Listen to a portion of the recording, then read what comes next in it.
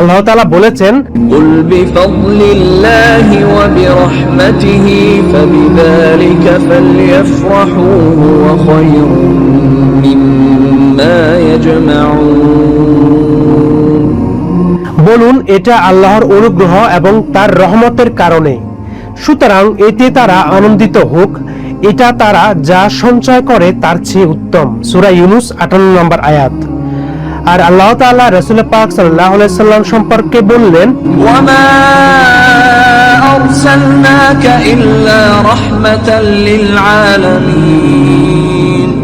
আমি আপনাকে সমগ্র জগতের জন্য রহমত হিসাবে পাঠিয়েছি।